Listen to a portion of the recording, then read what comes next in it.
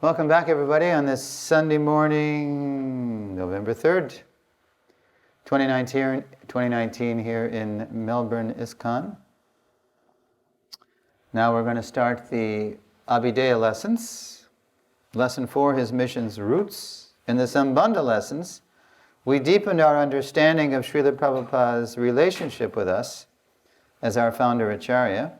Now in the abhidheya phase of our journey, we will explore how each of us can develop that relationship by deepening our commitment to Srila Prabhupada's mission.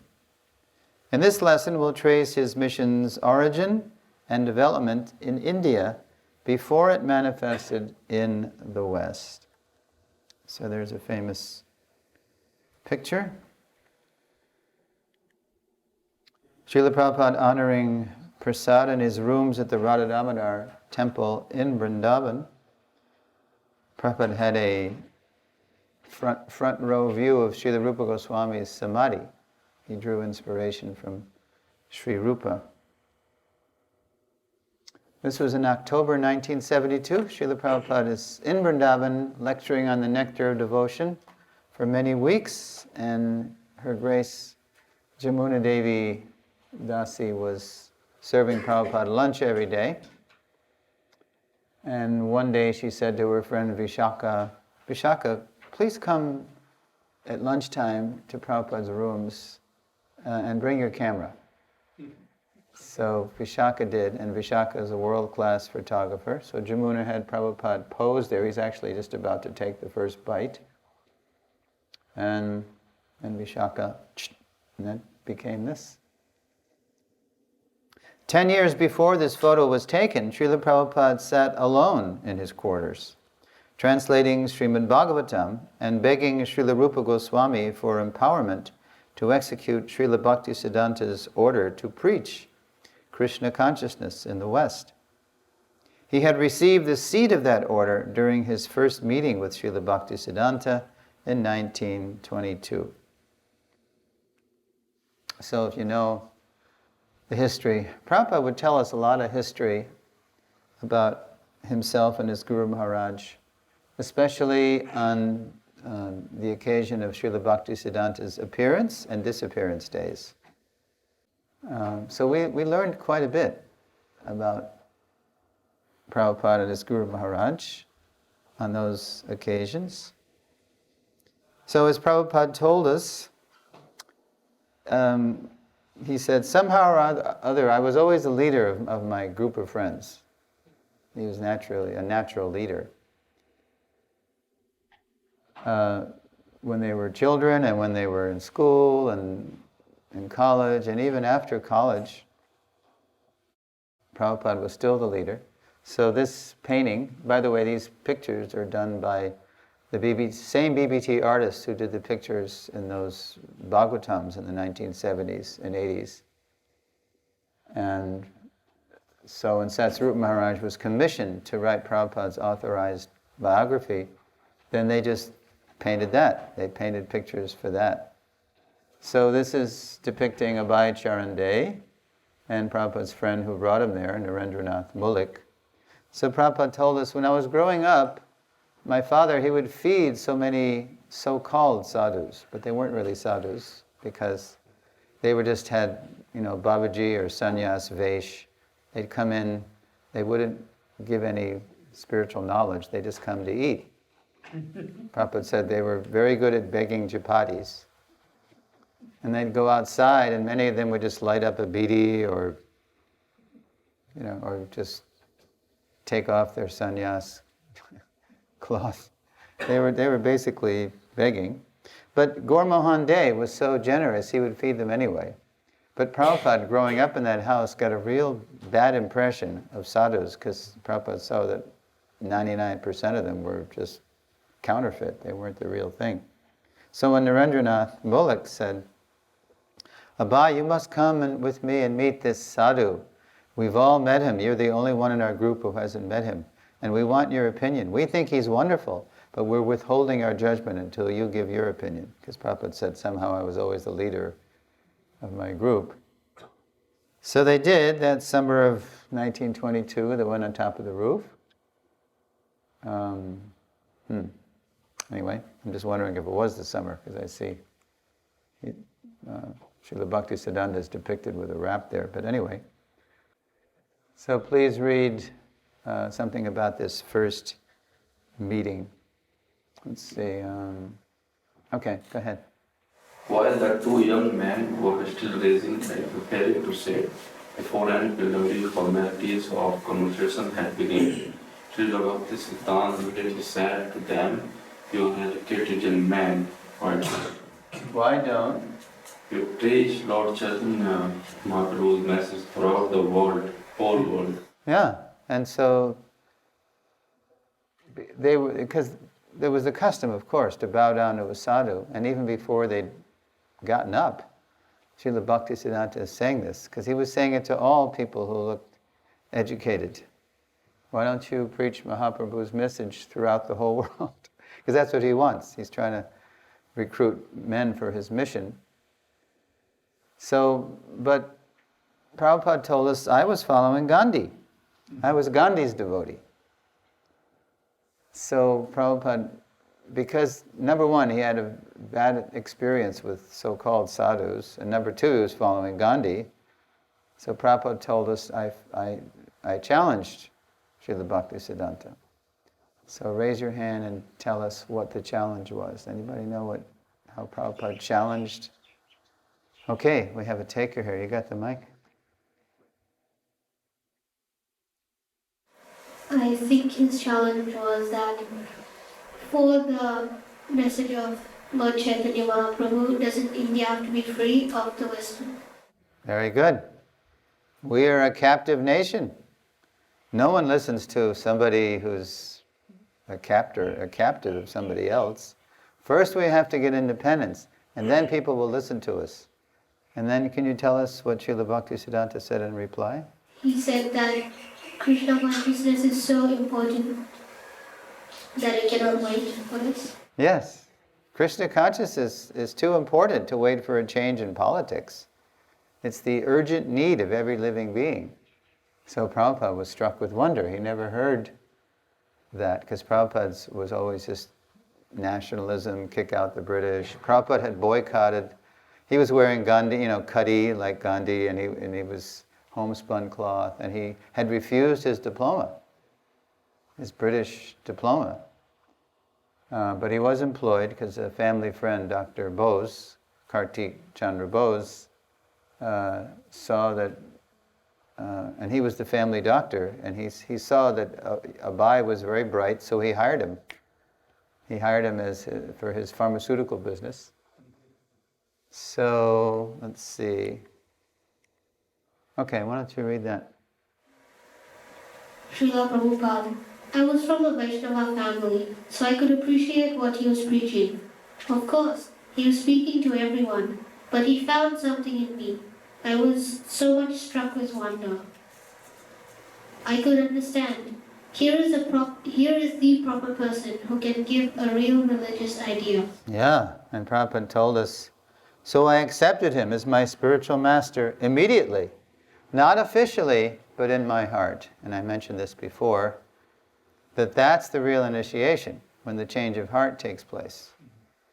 And the official recognition of that change of heart may take place soon or it may take place later. But in Prabhupada's case, it took 11 years. It was circumstantial. We'll see what happened after this first meeting. So as they were leaving, Naren, who Prabhupada said had dragged me, Naren asked Abai, so what did you think, Abai? And Abai said, oh, he's wonderful. Now I can see Chaitanya Mahaprabhu's messages in the hands of a real sadhu who can give a real religious idea. Yeah. So that was 1922. And Prabhupada told us, I wanted to join him immediately. But I was already married. We had a daughter. So it would have been injustice. Prabhupada's responsible. He's not going to run away and join the ashram and leave his wife and daughter. So we had a plan. He was inspired by the mission of Srila Bhaktisiddhanta, and his plan was, I mentioned this yesterday, that it was told in his horoscope that he was supposed to be very wealthy. So his plan was to become wealthy. And then when the family phase of life was over, he would take his accumulated wealth and do the mission. Well, Krishna made Prabhupada wealthy in another way. So that was 1922. In 1923, and by the way, this lesson pretty much follows, if you've read A Lifetime in Preparation, it's the first volume of the Lilamrita series, pretty much follows that chronology. In 1923, Srila Prabhupada left his office manager job with a leading pharmaceutical company in Calcutta and moved his family to Allahabad to start his own business, Prayag Pharmacy. So with Kartik Chandra Bose's blessings, Prabhupada wanted to start his own business. So he went to Allahabad, Prayag, and to seek his fortune there. So he left Calcutta, where Srila Bhaktisiddhanta was based, but the seed of Prabhupada's mission went with him. Quote, this is from the Lilamrita. Srila Bhaktisiddhanta was often traveling, and Abai was busy with his family and business. So to arrange another meeting was not immediately possible. Yet from their first encounter, Abai had considered Bhaktisiddhanta Saraswati his spiritual master, and Abai began thinking of him always. Quote, I have met such a nice, saintly person. Whenever possible, Abai would seek out Srila Bhaktisiddhanta's disciples, the members of the Gaudiya Math, and they would also seek out Abai. So the next time that Prabhupada told us he met the Gaudiya Math people was in 1928, several years later. And by then he was pretty established in Allahabad. And so one fine day, a few Gaudiya Math brahmacharis and sannyasis came right into the pharmacy and said, oh, Abai Babu, we hear you're a very nice Vaishnava and a good businessman and organizer. Would you please help us launch a Gaudiya Math branch here in Allahabad? So Prabhupada told us that he thought, oh, I know these people, as soon as they were walking in. Yes, I must, whatever they want, I must help them. So he did. He organized, he gave them good contacts, people of means, people who could do something. And gradually a center, the foundation for a center, was laid. And then, let's see here. Yeah. And then the next time Prabhupada saw the Gaudiya Math people was 1932.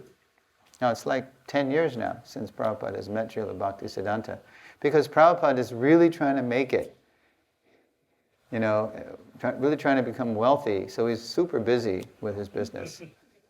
But he sneaks away for a couple of days to Brajmandal Parikram, where Srila Bhaktisiddhanta is having what became a famous parikram of Brajmandal and a big pandal and displaying Krishna consciousness using all the latest technology of the day, which he was criticized for by the caste Brahmins, but he didn't care. So Prabhupada caught up with the Yatri's in a town called Kosi in Brajmandal, and he got there just in time to hear His Holiness Sridhar Maharaj say, so this is the last night that Guru Maharaj will actually be with us on the party. So he's giving us a choice. We can either stay here and hear him speak for the last time, or we can go to the nearby Sheshashayi Vishnu temple, one of these big, spectacular Vishnu deities.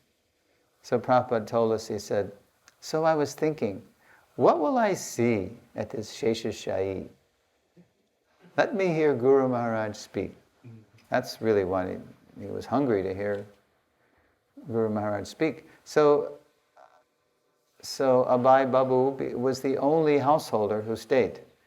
So everybody else flocked to see this spectacular giant Vishnu deity, but Prabhupada, he went to hear Srila Bhaktisiddhanta speak with all these brahmacharis and sannyasis. And Prabhupada told us he was speaking in a very high philosophical way. Sometimes I could understand him, sometimes I couldn't, but I loved to hear him speak. And then Prabhupada said, and because I was serious about hearing, now I'm serious about speaking. Shravanam Kirtanam. I just said, I don't know what Prabhu's name is, but I noticed the gentleman I was sitting next to during japa this morning. I know his daughter came over to him, and I recognized the girl because she was one of the best Damodarastakam translation readers, you know, when the kids do the translation. I'm actually amazed. These kids are just reading like pros, you know, and especially this girl. So, and what she was doing was, she was sitting next to her father, and she was reading the Bhagavad Gita. So I was thinking, wow, this girl's pretty bright. So I leaned over, I said, Prabhu, I can understand now why your daughter speaks so nicely, because she's reading nicely. You know, she's reading and speaking, and so they go together. So Prabhupada said, because I was serious about hearing, now I'm serious about speaking. Now that was 1932, and then in 33, Abhay Charande received Diksha in Allahabad, because I think it was Atulananda Brahmachari told Abhay that Guru Maharaj is going to come to Allahabad to help us launch the center that you've been helping us organize. So Prabhupada asked if he could be initiated, and Atulananda said, oh, of course I will recommend you, you've helped us so much. So there he is, there's Srila Prabhupada receiving the beads. Now who would like to, where's the mic? Okay. With folded palms, Abhay looked up humbly at his spiritual master. He and Srila Bhaktisiddhanta were now face to face, and Srila Bhaktisiddhanta recognized him and was visibly pleased to see him. He already knew him. He already knew him because he noticed that Abhay Charande was like to hear from him. And that's what he said too. There you go. Yes, he said, exchanging looks with Abhay. He likes to hear. He does not go away. He have marked him. I have marked him. I will accept him as my disciple. So Abhay Charande became, what was his Diksha name? Abhay Charanaravinda, one who was the servant of one who was fearless at the lotus feet of Krishna. Abhay Charanaravinda Das. So that was a landmark event, a rite of passage that Prabhupada in his Leela took Diksha from Srila Bhaktisiddhanta. That was in 33. Now, circa 1934, Prabhupada decided that it wasn't really happening in Allahabad enough. He was making enough money to maintain, but it wasn't really that good. So Prabhupada and a brother of his decided to go to Bombay to seek their fortune in the big city, the gateway to India, right? And to see if they could produce and sell pharmaceuticals on a big scale. So Prabhupada left his wife and growing family in Allahabad with enough business there, just enough business so that they could maintain. And he went to Bombay. And who should Prabhupada meet in Bombay but two more Gaudiya Math sannyasis? It was Bhakti Saranga Maharaj and Sridhar Maharaj, B.R. Sridhar Maharaj. Oh, Abhay Charanaravinda. We're trying to start a center here in Bombay. And we know you're a good organizer. Would you help us? So Prabhupada, of course, he loved to, now he's initiated. Now he even has more of the missionary spirit. So he helps them. And by the following February, on the occasion of Srila Bhaktisiddhanta's Vyasa Puja, they're ready to launch publicly the mutt. So I was really happy to find, you see this audio icon. We're going to hear Prabhupada reciting the most famous stanza from the poem that he wrote that pleased Srila Bhaktisiddhanta the most. Prabhupada was chosen by Bhakti Saranga Maharaj, who was the Mahant, the head of the Mutt, to give the keynote address at the launch of the Bombay Gaudiya Mutt in English, because Srila Bhaktisiddhanta always wanted his educated disciples to practice speaking and writing in English, because the whole idea was to go to the West.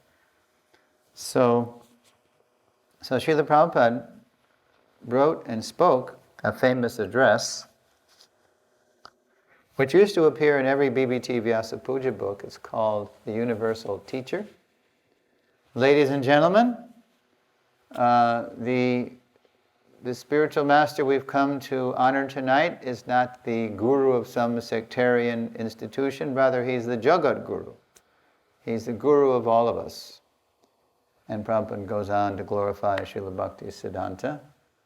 And then he read a poem, which pleased Srila Bhaktisiddhanta like anything.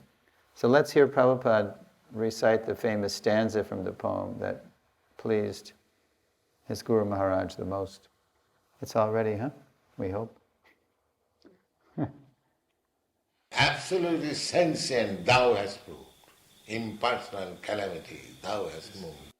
Yeah, that's the whole poem started. Adore, adore ye that holy day, blessed that heaven, sweeter than May, when he appeared at Puri, that holy place, my Lord and Master, his divine grace. It was just on, and then, but right in the middle there was this. So, from the Lilamrita, quote, somehow in this simple couplet, Abai had captured the essence of his spiritual master's preaching against the Mayavadis. And Srila Bhaktisiddhanta took it as an indication of how well Abai knew the mind of his Gurudev. Abai was delighted when he heard that the couplet was pleasing to his spiritual master. One of Abai's godbrothers compared this verse by Abai to a verse in which Rupa Goswami had expressed the inner thinking of Chaitanya Mahaprabhu, and had thus moved him to ecstasy. So Srila Bhaktisiddhanta used to keep the poem, and whenever he had guests and wanted to glorify his disciples, he would pull out the poem, and he would read the poem, and especially this stanza, and he would say, just see how my disciple has captured the essence of my mission. So this is 1935, and this year, 1935, Prabhupada received 3 blessings, major blessings from Srila Bhaktisiddhanta. And the first blessing happened after Srila Bhaktisiddhanta read this poem. Okay, so where's the mic? Okay. So this is in February 1935, and here we go. Srila Bhaktisiddhanta instructed the editor of the Harmonious, whatever he writes, publish it. So immediately everyone knows that Abhay Charanaravinda has become a confidential servant of Srila Bhaktisiddhanta. Whatever he writes, publish it. I mean, carte blanche. This is like unheard of. Whatever he writes, publish it. Bhaktisiddhanta wants everyone to know what his disciple, Abhay Charanaravinda, is thinking and writing. So that's the first blessing. That was in February. And then later that year, in July 1935, Srila Bhaktisiddhanta visited the Bombay Gaudiya Mutt, which Srila Prabhupada had helped organize. So again, Srila Bhaktisiddhanta is touring his mutts, especially the new ones. So he comes to Bombay. He's very pleased. He sees that it's very clean, there's many guests, there's a lot of good preaching, a lot of literature is going out, there's nice prasadam. And so Srila Bhaktisiddhanta compliments the head of the mutt, Srila Bhakti Saranga Maharaj. And Bhakti Saranga Maharaj, let's see. Yeah. He replied to the praise from Srila Bhaktisiddhanta this way. Where's the? Well, maybe you can pass. Bhakti Saranga Maharaj admitted that much of the work was due to Abhaya Babu, who had collected funds and established a new center. why is Abhay living separately? Bhakti Saranga asked. He should be the president of this Bombay Center. Yeah. Guru Maharaj, it's Abhay Charanaravinda. Everyone loves his singing, everyone loves his preaching. He's a great organizer. He should be the president here. Why is he not with us? So, this is 1935. It's getting close to the end of Srila Bhaktisiddhanta's preaching leela. And he's Trikalagya. He can see what's going to become of his mission. So he famously replied to Bhakti Saranga Maharaj this. Thank you. But Srila replied, it is better that he is living outside your company. He will do. When the time comes, he will do everything himself. You don't have to recommend him. So that blessing, it's like a prophecy. He will do. He will do everything himself. Strong determination. So Prabhupada wasn't there, but he heard about this. So Prabhupada told us later. So after hearing, reflecting on this blessing years later, Prabhupada remarked, so after hearing that he said, it is better that he is living a little away from your mutt, and when the time will rise, he'll do everything. He hasn't got to be advised. I could not understand. And then Prabhupada chuckles. Why he said like that? And then Prabhupada is reflecting further. He says, that means he was so kind that he expected that I shall do something. That was my asset, his blessing. And I was thinking that this mission, it must be done very nicely. Although I was not capable to do anything, I was thinking like that. So desire was there, and maybe blessing was there. Yes, there was no question of qualification. So this remark was by Prabhupada in January 1977. So he's giving his Guru Maharaj credit for the success of the whole movement that he has taken all over the world. It was the blessing of Srila Bhaktisiddhanta. So that was in July 35. And then the third major blessing was rather heavy and grave, and it has to do with the scene you see here. It's another Braj Mandal Parikrama, and this time Abhay Charanaravinda as a householder with his little son Mathura Mohan is there. And they're at Radhakund, and Srila Bhaktisiddhanta is confiding something to Abhay. Prabhupada told us that although I wasn't with my Guru Maharaj very much, just 5 or 6 times, every time I came, Guru Maharaj, he wanted to confide something in me. And the other godbrothers, all the sannyasis and the brahmacharis, they would criticize, because sometimes Guru Maharaj, he would insist that Prabhupada, our Prabhupada, would sit on the same seat with him, on the same level. So the godbrothers would say, oh, fools rush in. That's envy. Yeah. But Prabhupada was humble. He said, well, fool I may have been, but what could I do? Guru Maharaj, he wanted to speak something confidential. So now we're going to hear what the confidential information was, and the blessing, the grave blessing. Let's see. Yeah. So this is November 1935. It's only 14 months before Srila Bhaktisiddhanta would leave this world. So with a look of great concern, he's explaining something. So why don't you pass the... There we go.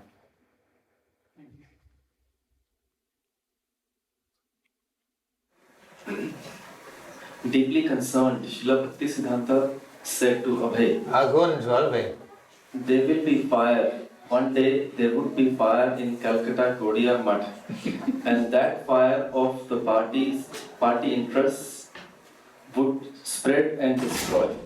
There will be fire. He didn't mean a physical fire. He meant, Agun Jalbe. Agun Jalbe. meant the fire of party interests will spread and destroy. And then there's more. Srila Bhaktisiddhanta then said directly to Abhay, Amar ichha chila kichu bai karana. I had a desire to print some books. If you ever get money, print books. There's the blessing. There's the order. And I think there's more here. Yes. Standing by Radhakund and beholding his spiritual master, Abhay felt the words deeply and enter his own life. If you ever get money, print books. So Prabhupada would tell us, therefore I'm saying to you, print books in as many languages as there are in the world, print and distribute books, books, books. That's why I'm whipping you. Whipping you, he said to us.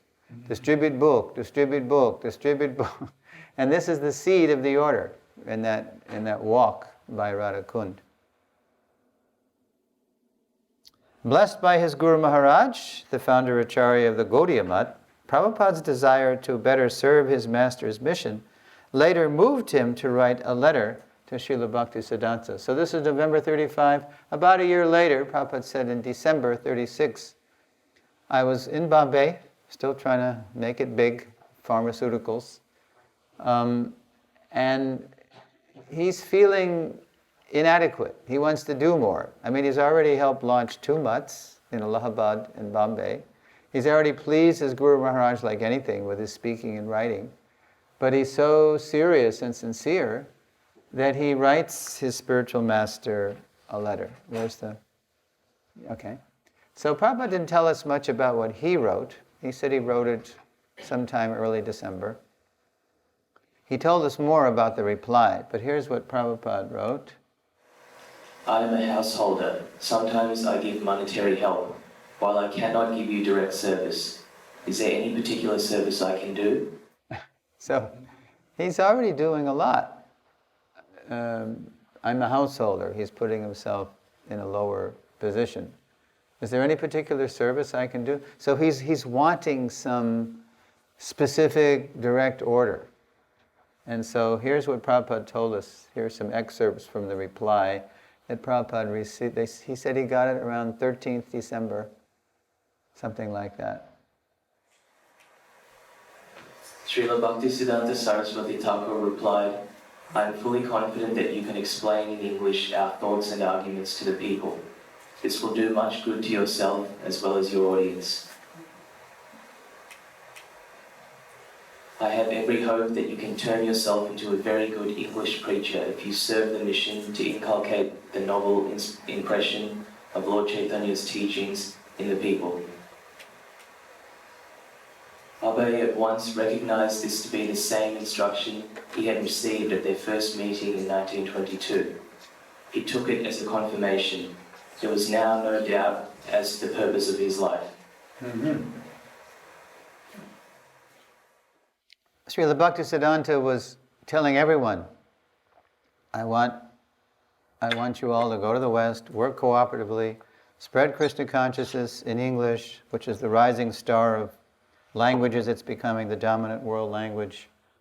But by the time Srila Bhaktisiddhanta was at the end of his life, he recognized in the person who became our Prabhupada someone who could actually do it. I have every hope, I have full confidence you can do this. This final exchange shows why Srila Prabhupada received the most mercy from Srila Bhaktisiddhanta. He was the most eager to fulfill his master's mission. In the next slide, we'll see how Srila Prabhupada responded to intense conflict, both within Srila Bhaktisiddhanta's fractured Gaudiya mission and without as World War II. So if you've read the Lilamrita, you know the sad history that just a couple of weeks later, either you can calculate it as being on New Year's Eve, December 1st, 31st, 1936, or actually he did pass away technically at 5:30 a.m. The next morning, but because it's the winter, it's Magh, and the Vaishnav calculates the day from sunrise, therefore you read, or Prabhupada even said, and on 31st December 1936, he passed away. But it was 5:30 a.m. the next day. Either way, it's right around that time. So Prabhupada said, I made a cry of grief. He was in Bombay. But, his resolve to do his master's mission was firm. And then later on, he said, just a few years later, he was reading a Gita commentary by Vishwanath Chakravarti Thakur, who said in his commentary to Gita 241, which is the Vyavasayatmika Buddhi verse, those who are on this path are resolute in purpose and their aim is one. O beloved child of the Kurus, the intelligence of those who are irresolute is many branched. So the Thakur said this in commentary, that the resolute purpose of the disciple is that he has to take the order of his spiritual master as his life and soul. So Prabhupada, it sort of hit Prabhupada like a shot, that his Guru Maharaj had already said this, but now Vishwanath is confirming it very dramatically, that this is the purpose, the meaning of his life. There's no other purpose. So how did Prabhupada respond to the breakup of the Gaudiya Math? Well, in 1938, he actually gave up on Bombay because he wasn't making it. And actually 3 times Prabhupada built up his business while he still had a family. And 3 times it failed because Krishna just wouldn't allow him to be wealthy that way, because Krishna had a plan to make him wealthy spiritually, another way. So Prabhupada, he left Bombay, he collected his family in Allahabad, and he moved the whole family, it's a pretty big family now, back to Calcutta, where they're from, Sitakanta Banerjee Lane. And he just started another, pharmaceutical works. It was a production lab. And so he put his family, he had a couple of rooms, and he put his family upstairs, and he was downstairs, and he had some spare room. So he gets a letter from Sridhar Maharaj, his good friend, who was becoming good friends, senior sannyasi, and he asked Abhay Babu, by Charanavinda, if I could find him and I think it was Bhakti Saranga Maharaj, a place to have a base in Calcutta to preach, because the Gaudiya Math was breaking up. In Bhakti Siddhanta's last 24 hours, that's when he requested them to form a GBC. And we have a record of that last speech, and there was no tape recorder then, but there was somebody taking notes.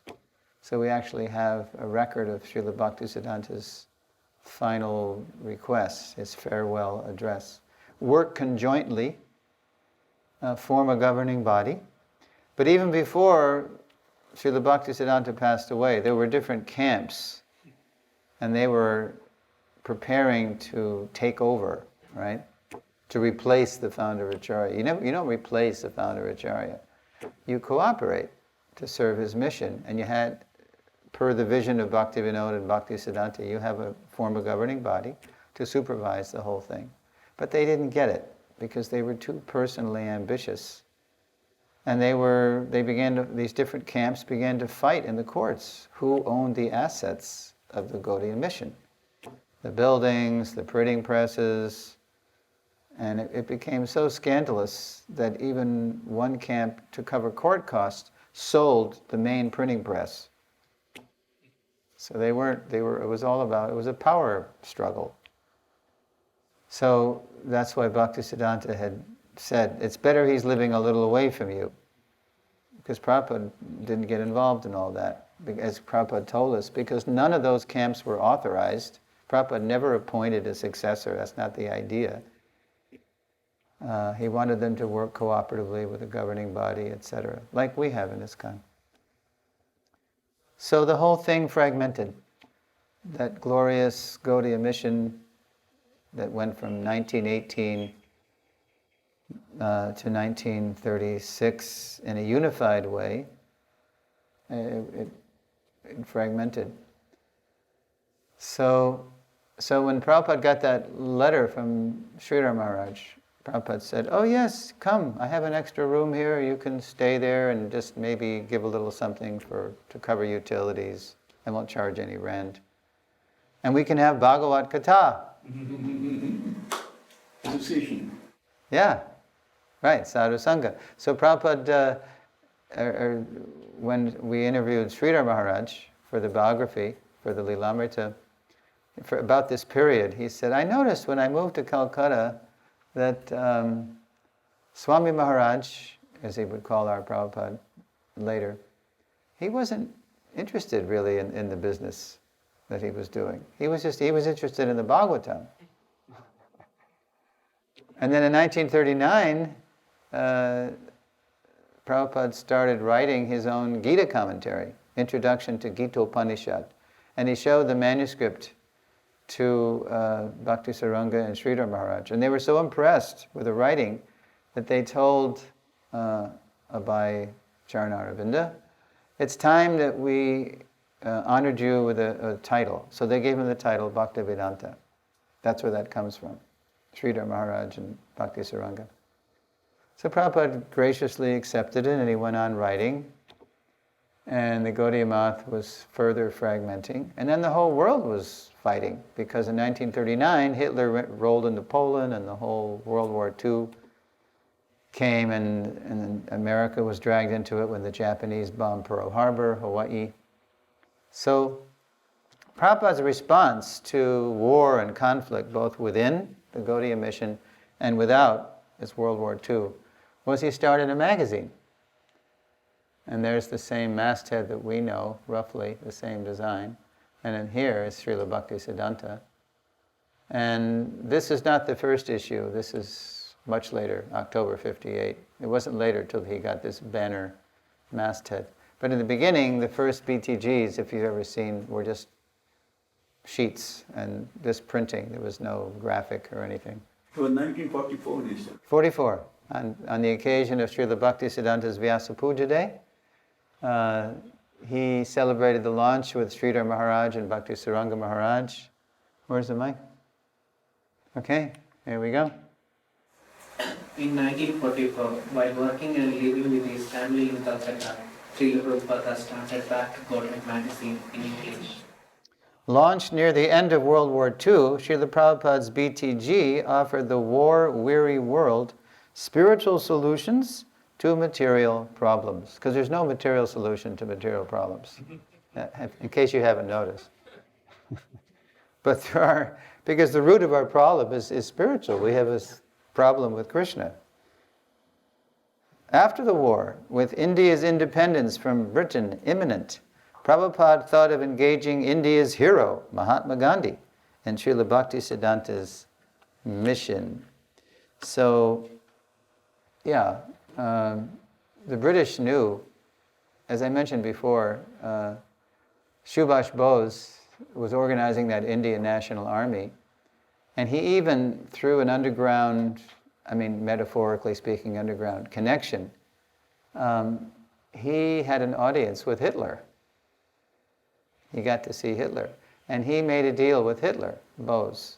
He said, when you capture the Indian soldiers, because the Indians were under British rule still, and so they were obliged to fight with the Allies against the Axis powers.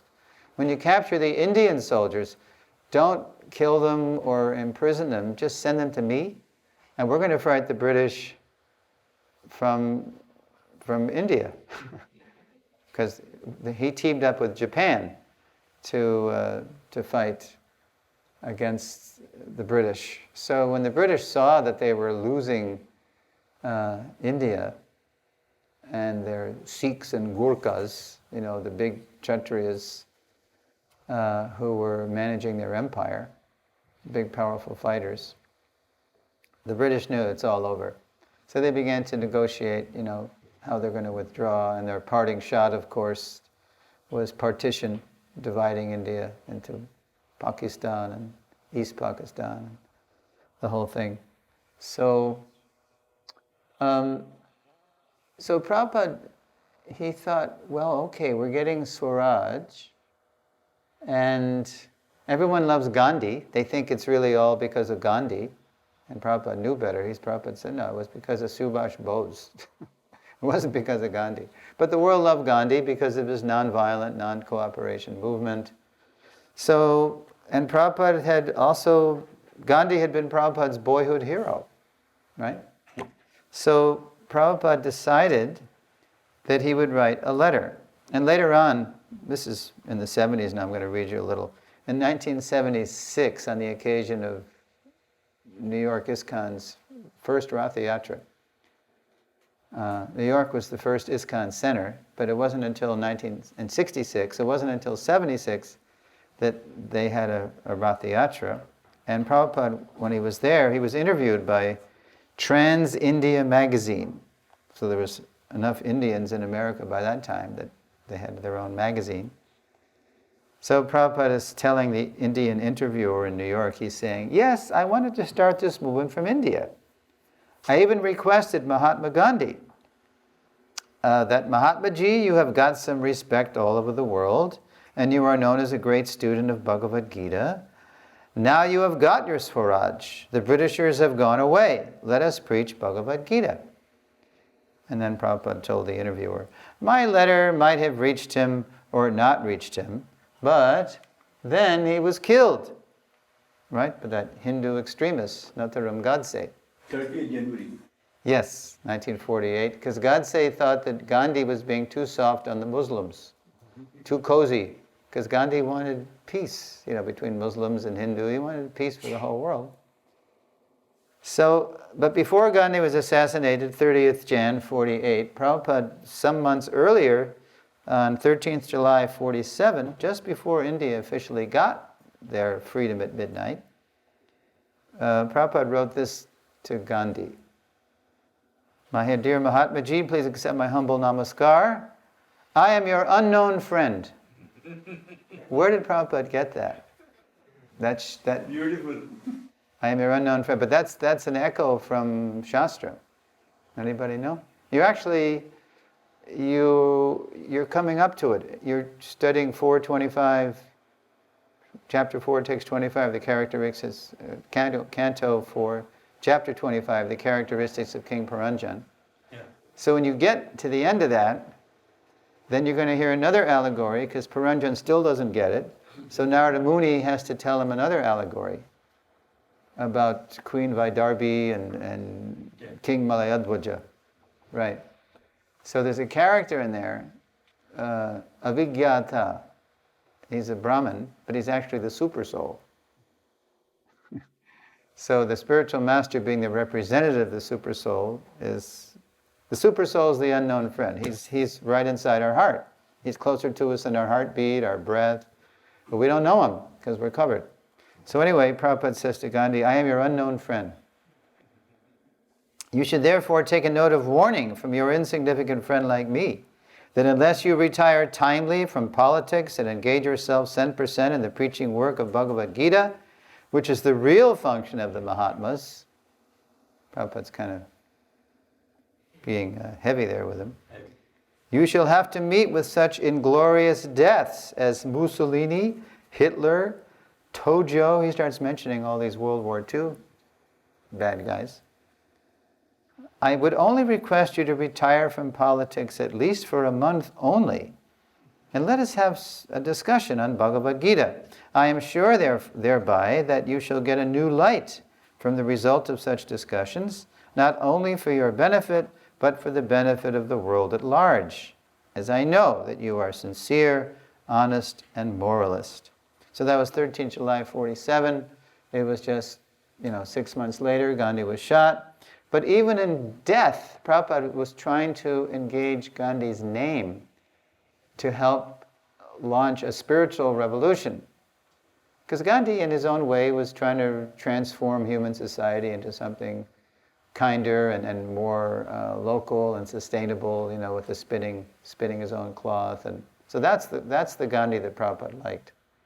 So after Gandhi was assassinated, Prabhupada began to write government and business leaders of how to make proper use of all these funds that were being collected to memorialize Gandhi.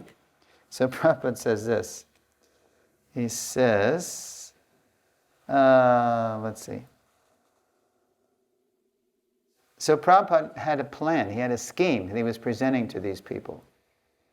He called the scheme the Gita Nagari. which is the name of a community in America. The village where the Bhagavad Gita is sung and lived. Here's an excerpt from Prabhupada's Gita Nagari scheme. He was writing people like Dr. Sardar Patel, who was the deputy PM of India at the time, and all other people in the government and business. And here's Prabhupada's proposal to them. The Gita Nagari will properly utilize the huge resources of Mahatma Gandhi Memorial Fund in the manner as will satisfy both Gandhi and the public. Gandhi's memory can be well preserved by his exemplary activities and not simply by constructing huge buildings or dead stone statues, Prabhupada said. And then Prabhupada said elsewhere, where pigeons will simply pass stool. Prabhupada's always very salty in his comments. As we see the general tendency, Mahatma Gandhi was saintly reformer, and his memorial fund may be utilized for the purpose of converting degraded persons into saintly order. Rajghat in Delhi, Rajghat. Rajghat. Huh? Rajghat, G-H-A-T. Where he lived? In Delhi. In Delhi? Yeah. Okay. By the shore of Jamuna River. Okay. So Prabhupada's saying, look, Gandhi was a saint, but we can turn so many people into saints if we do this. And then so Prabhupada says, Gita Nagari thus became so this is what I say, Gita Nagari thus became the first face Prabhupada put on his effort to revive the Gaudiya mission. So Prabhupada's racking his brains, how am I going to do this mission? So he starts back to Godhead in 1944, then he thinks of engaging Gandhi, and then he never gets a meeting with Gandhi, but then Gandhi's killed anyway. And then he starts writing the government leaders, look, let's really honor Gandhi by making a whole community based on the teachings of the Gita, which is Gandhi's inspirational book. Because Prabhupada's thinking revolution, spiritual revolution. Lal Bahadur Shastri. Well, that's later, you'll see. That's later, because Nehru was the first guy.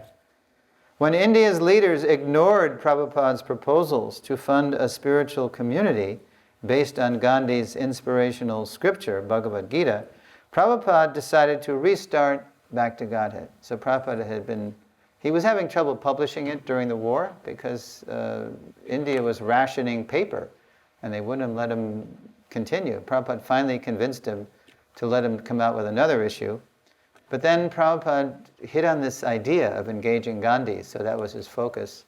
But when Gandhi was assassinated and then the government wouldn't listen to him about how to make a spiritual community based on the Gita, then Prabhupada, he decided to revive BTG, where he began to further articulate his plan to rescue humanity by building spiritual communities based on the Gita's teachings.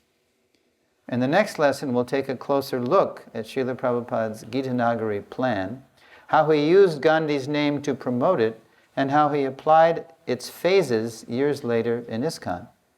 Now, a few years after Gandhi's demise, Prabhupada met the first students to take an interest in his preaching. So, Prabhupada is vanaprastha by now. He's very disappointed in his family, who were not interested in the mission at all, and they weren't even cooperating with his plans to, become wealthy. I mean, that was in their self-interest. They would have had a better life, better standard of living, but they were just not able to cooperate with Prabhupada. So Prabhupada, he's traveling mostly now. He's having dreams too. His Guru Maharaj is coming to him in dreams. Take sannyas. Come out with me. But Prabhupada told us, I was horrified. I could not picture myself living so austerely like my sannyasi godbrothers. So he was still in family mode, but he was taking some distance from his family because they just weren't helpful. Even when Prabhupada took initiation, his wife didn't even go.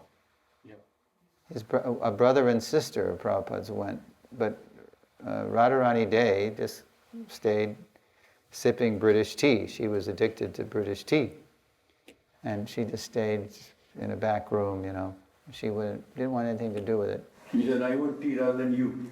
You're going to see that. It's coming. It's coming. So anyway, so Prabhupada's in this little town in UP called Jhansi. And there's an Ayurvedic college there. but Prabhupada, he had this engagement with a doctor, that a doctor was seeing patients, and then the doctor would prescribe the remedy, and then right next to him was Abhay Babu, that was kind of his public name, who would sell the pharmaceuticals to the patients to cure them. But the doctor noticed that, that Abhay Babu, he wasn't just selling his patients prescriptions, but he was preaching to them about the ultimate solution, for birth, death, old age, and disease. So after 2 weeks of being with Abhay Babu, the doctor said, when the engagement was just about over, he said, Abhay Babu, I can see you're not just a pharmaceutical salesman, you're a preacher. And there's an Ayurvedic medical college here, and I think some of these students, they're interested in Veda and Ayurveda. I think they'd be interested to hear what you have to say. Why don't you come back to Jhansi sometime? This is just an idea, but I'm suggesting, and see if you can interest some of these students in what you have to say. So Prabhupada was thinking, maybe the Lord is giving me a greater opportunity. So in October 1952, Prabhupada goes back to Jhansi, not selling pharmaceuticals, but to see if he can meet somebody who would help him get a place. While on business in Jhansi in October 1952, Prabhupada was invited by a doctor to return to present his spiritual message to interested medical students at the local Ayurvedic college. With the help of one student who would later become Prabhupada's first disciple, Acharya Prabhupada, Prabhupada gained access to an estate, which he began to use as a basis for his mission. So Prabhupada Mishra, who became Acharya Prabhupada, he knew the executor of an estate that was lying vacant called Radha Memorial. Just like the Taj Mahal is a memorial to somebody's wife, right? So this executor, he was just overseeing the property, but it wasn't being used. And Acharya Prabhupada said, this executor of this estate, he likes sadhus. So if I introduce him to you, I bet he would let you use this place for your preaching. So Prabhupada said, oh, okay, let's meet him. So sure enough, they meet the executor. With the estate executor's permission, Prabhupada transformed the property into the League of Devotees. Yeah. Years later, when Hari Shari was with Prabhupada, they were in, I think Hari Shari found some old League of Devotees literature in Vrindavan somewhere, maybe in Prabhupada's rooms. So we had never heard of that. And so Hari Shari said, Prabhupada, what was this League of Devotees? Something before ISKCON? So Prabhupada laughed. He said, that was just me. But listen to what Prabhupada is trying to start here. Prabhupada gained access to an estate, which he began to use for his mission. With the estate executor's permission, Prabhupada transformed the property into the League of Devotees, and that was, if you've seen the picture, the photo, that's written on one of the walls.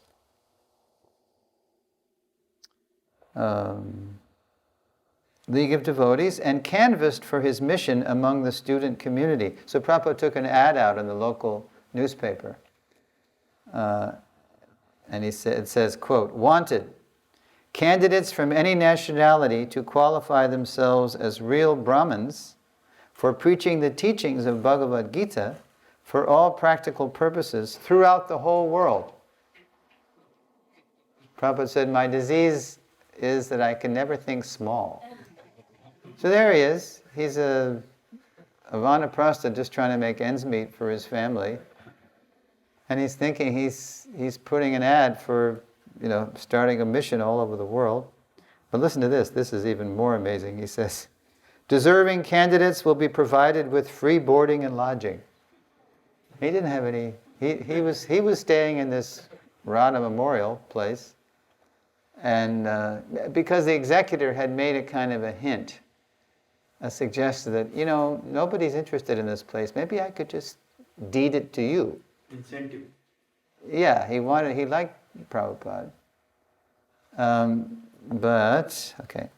Then Prabhupada says, apply A.C. Bhaktivedanta, founder and secretary of the League of Devotees. And Prabhupada said to Harishara, it was just me. I mean, Prabhupada was lecturing to these Ayurvedic students. He had programs at the buildings. And they were kind of fascinated with this sadhu. But they were ambitious. They were trying to become doctors. And they weren't about to give up their career or anything to join some spiritual revolution. But it was something. It was in 3 dimensions. It was more than a magazine, Back to Godhead. Secretary of the League of Devotees, Bharatiya Bhawan, P.O. Jhansi, UP. And the following May, now we're 1953 now, Srila Prabhupada formally launched his League of Devotees. So here it is. This is on, I think it's on Janmashtami. No, it's in May, yeah. So where's the mic? Want to read? To propagate spiritual knowledge systematically for checking the imbalance of life to the whole race of India and the world over, with a view to educate the people in general in the techniques of spiritual life. Now, you'll see in the next lesson, that's an echo of what became a purpose of ISKCON. 7 purposes, and they're all directly or indirectly about education.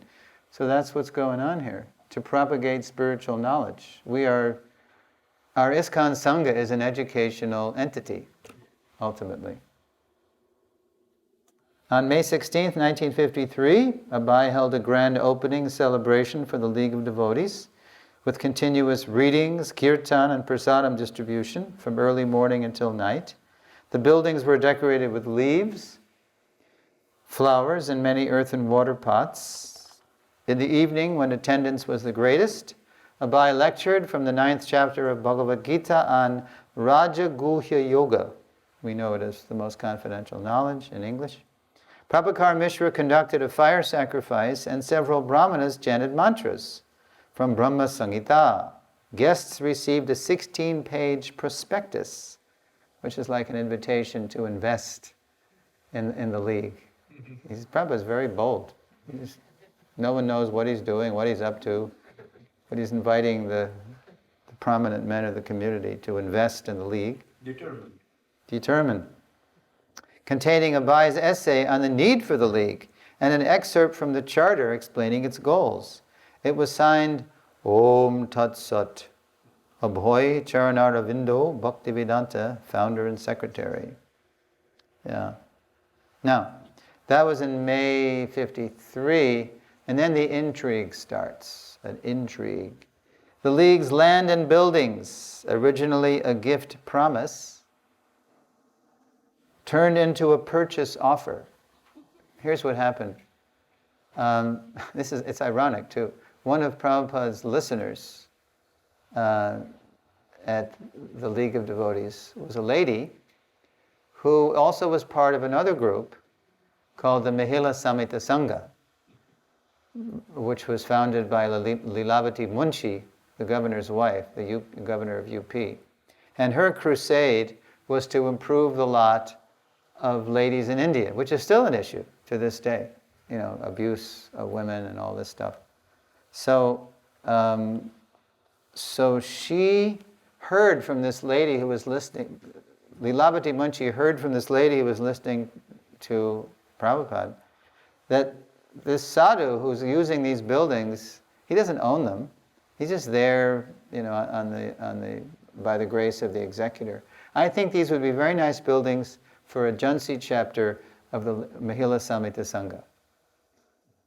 So then Lilavati Munshi wrote a letter to the executor who was letting Prabhupada stay there, and she said,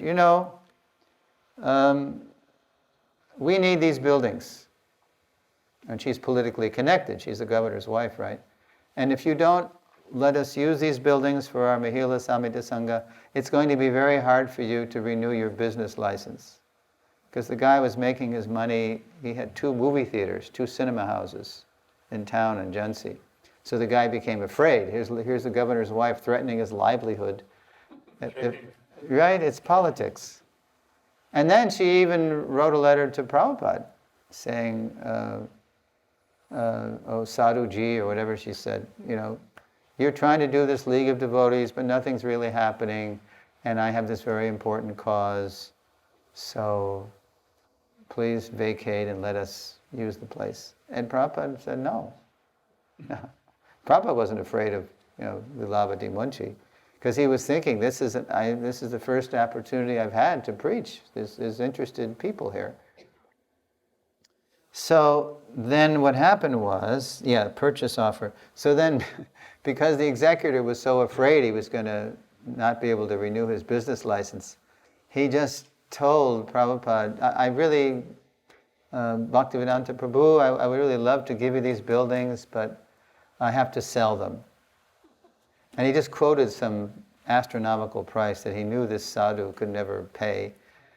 But, 5,000 rupees. 5,000 rupees.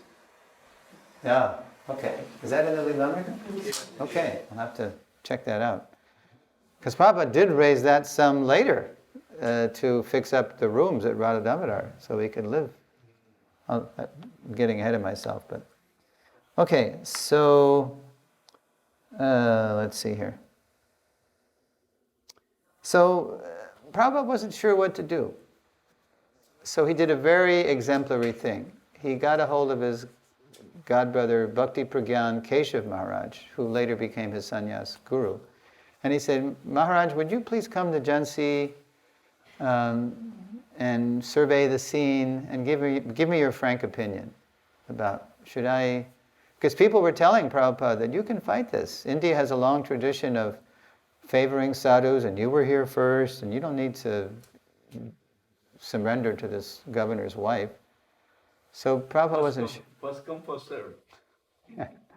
So Keshav Maharaj came, and after a few days, he said to Prabhupada, he said, Bhaktivedanta Prabhu, this Jhansi, it's small. And you're not a vanaprastha now to engage in litigation in some court fight over this kind of place. I know Mahaprabhu has bigger plans for you. You don't have to worry your head about this. So come with me to Mathura and help me with my mutt for now. But before that meeting happened, before that event happened, when there was a time after the executor quoted the high price, 5,000 rupees, Prabhupada thought, well, I know how to raise money. I can crank up my laboratory in Calcutta and raise the money and come back, and little did he know that it was just a plot, that he wasn't going to, that the executor was going to have to sell to Lilavati Munshi, he felt, to keep his business license. Anyway, Prabhupada temporarily, he went back to Calcutta to raise the money. But in the next slide, we'll see how the Lord was determined to move Prabhupada on an ashram. So what did Prabhupada find in Calcutta? He found his family more uncooperative than ever as regards, Prabhupada's own mission, and cooperating to help build the business. It was called Abhay Charande and Sons, but the sons weren't interested, really. So, let's see here. During his Jhansi years, on a trip home to Calcutta to raise funds for the League, an incident involving Srila Prabhupada and his wife spelled the end of his householder life. Here is Srila Prabhupada's account. So here, Prabhupada would tell us these things. So Prabhupada said, I wanted as much as possible to get her to work with me, his wife, Radharani Dey, in spreading Krishna consciousness, to get her help. But she was very determined. She would not help me spread Krishna consciousness. And she was very attached to drinking tea, which might sound like a small thing, but it wasn't small. Because of especially what was about to happen. I was always telling her not to drink tea because I wanted to have a nice Vaishnava family. Remember, when Prabhupada was a young man, he had boycotted the British diploma. He also was very, revolutionary even in those days. nothing to do with the British. So the caffeine tea, the British introduced that. And now it's all over India, chai, chai, chai, the station. Everybody, they gotta have their tea. All the stations, all the chai. Yeah. Right. So, I wanted to have a nice Vaishnava family, so we don't take caffeine tea. So although I was repeatedly telling her, this time I finally said, you have to choose between me or tea. Either the tea goes or I go.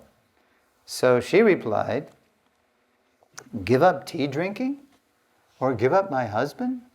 Well, I will have to give up my husband then. And then Prabhupada said, of course she thought I was joking. Now, so before I scroll the words on the screen, okay, I guess I got to do it. I forget what's on the screen, but okay, we have to have a lady read this. It's like I had to have a lady read Govinda Dasi, right? Okay, you're going to read, Mataji?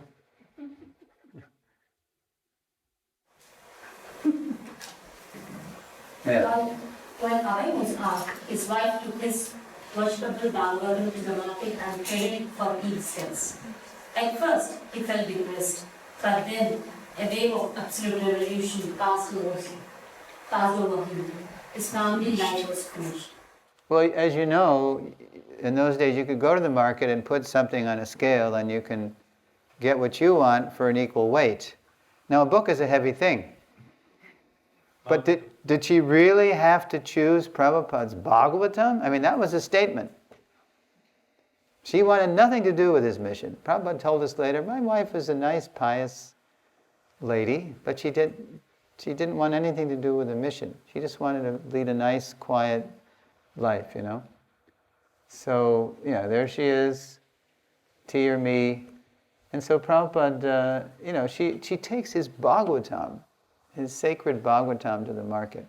So it was shocking to Prabhupada. At first he felt depressed, but then a wave of absolute resolution passed over him. His family life was finished. Prabhupada told us even one of our daughters wasn't married yet. And I think she was 16 or something scandalous, In those days, you had to get, if a girl, as soon as she reached puberty, you got to get her married or else it's scandalous. And Prabhupada arranged something for this girl, but the family didn't accept it. And then this happened, so Prabhupada thought, God will take care. I've done all I can. So Prabhupada turned on his heels, walked out, and then when we were interviewing people, we found this Paramhans Maharaj down in South Calcutta. Prabhupada was in North Calcutta. So in South Calcutta, Paramhans Maharaj said that, so Bhaktivedanta Prabhu, after he left his family, he came to my mutt for 2 weeks. He was there, pacing the mutt and chanting at the top of his voice, Hare Krishna, Krishna Krishna, Hare Hare, Hare Rama, Rama Rama, Hare Hare. He was releasing 36 years, 1918 to 1954, he was releasing 36 years of uncooperative grihastha ashram. In Prabhupada's purport to Gita 13, 8 through 12, the items of knowledge where Krishna says, Asaktirana Vishvangak Putradara Grihadishu, where Krishna says detachment from children, wife, home, and the rest. But when you read the multi-page purport, you read the paragraph on that, Prabhupada spins the family life very positively. He says, of course, this does not mean we don't have affection for children, wife, and home. They're natural objects of affection. And if you can make your home Krishna conscious through deity worship, hearing the Bhagavat, taking prasad, and kirtan, chanting Hare Krishna, then there's no need to change to renounced life from family life.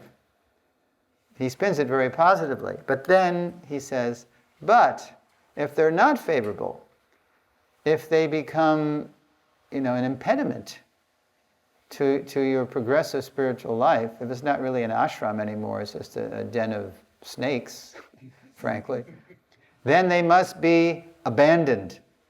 Prabhupada uses a very heavy word. And so that's exactly what Prabhupada did. He left, so he was chanting, and then he went back to Jhansi, and that's when he called Keshav Maharaj, and Keshav Maharaj told him, come with me. With family life behind him, Prabhupada was now free to develop his mission. After he dropped Jhansi, he tried to revive BTG in Delhi, but found little interest in spiritual revolution among his materially ambitious countrymen. Living in near poverty, Prabhupada had little choice but to try to work with his godbrothers in the mutts of the fragmented Gaudiya mission. So Prabhupada, he would go to different mutts, like in Calcutta or in Delhi, and he would try, because he was on fire with the mission. But by then, some 20 years later, after the breakup of the Gaudiya mission, they were just trying to maintain. And they had lost the preaching spirit. And so Prabhupada would come in and he had all these plans, to preach, and it would always be too much for them. And they'd let him go. Oh, you are a favored son of our Guru Maharaj, better you work on your own, we can't handle you, basically, what they were saying. And he was also asking them, because since Prabhupada's householder days, Srila Bhaktisiddhanta had been coming to him in dreams, inviting him to take sannyas and increase his preaching. But when he approached but now he was ready, because he had left his family. Before he said he was horrified, but now he's ready. But when he approached some sannyasi godbrothers about awarding him sannyas, the response was cool, until he met his old friend, Bhakti Pragyan Keshav Maharaj. And so Keshav Maharaj said, Abai, Babu, you must do it. Bhaktivedanta Prabhu, you must do it. So on 17th September 1959 in Keshavji Gaudiya Math, our person who would become our Prabhupada took sannyas, and here's another. This Prabhupada is 63. No, he's 63. He just turned 63, September 17th. So this is an elderly person, some 30 years Prabhupada's senior. He was 90 at least. He became Bhaktivedanta Muni Maharaj. So Muni Maharaj, he was taking sannyas basically to leave this world. But Prabhupada was taking sannyas to go into the world. He's openly saying, I'm going to the West. I don't know how, I don't know when, but I'm going. I'm going to do this mission. So years later, after Prabhupada started ISKCON in 1968, Prabhupada finds himself in Seattle, and he was there for a few weeks. And he gets word from Keshavji Gaudiya Math that his sannyas guru has passed away. So he starts, there's a recording, we're going to hear a recording here, of Prabhupada glorifying his sannyas guru. Years later, after receiving word of Keshav Maharaj's demise, Prabhupada delivered an emotional eulogy before his students in Seattle. So when you hear Prabhupada speak, it's rather unusual because, number one, it's very emotional. You can hear it in his voice.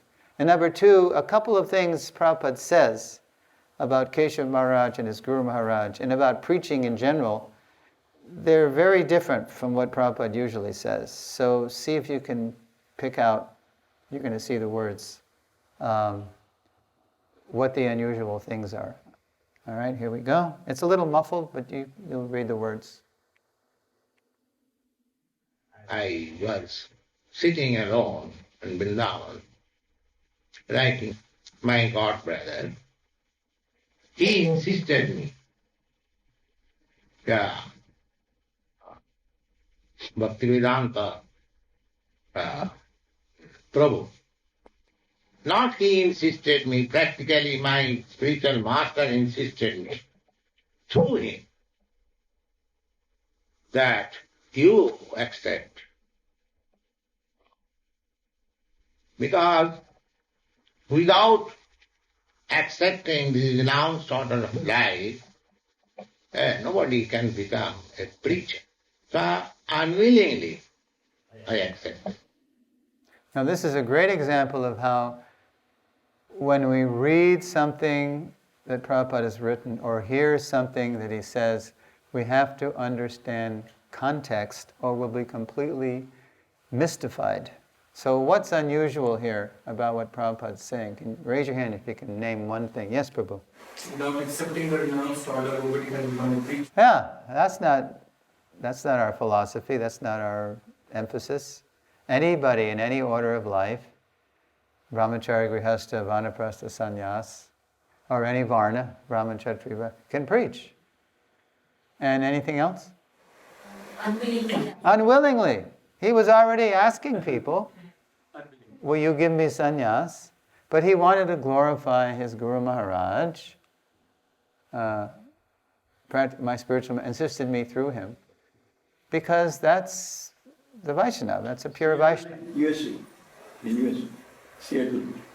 Yeah, he's in Seattle, and and then when you hear, and then Prabhupada calls up the devotees one by one up to the lectern because Prabhupada has a card of condolence to send to the Keshavji Gaudiya Math, and he has all the devotees sign it.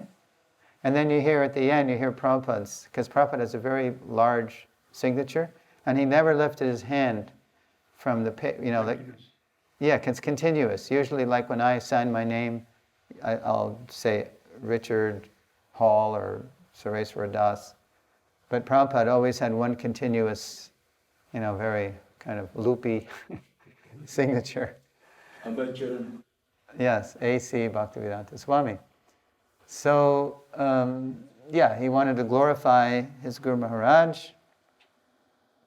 After Srila Prabhupada took sannyas in 1959, two friends suggested he write books instead of his BTG magazine, which people too easily threw away.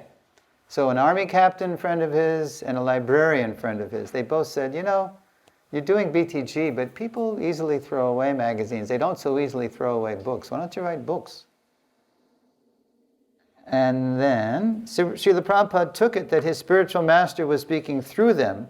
If he were to fulfill Srila Bhaktisiddhanta's order to preach in the West, he would need substantial books, as Srila Bhaktisiddhanta had insisted when he sent his sannyasi preachers to Europe in the 1930s. Srila Prabhupada thus conceived of translating and annotating Srimad Bhagavatam.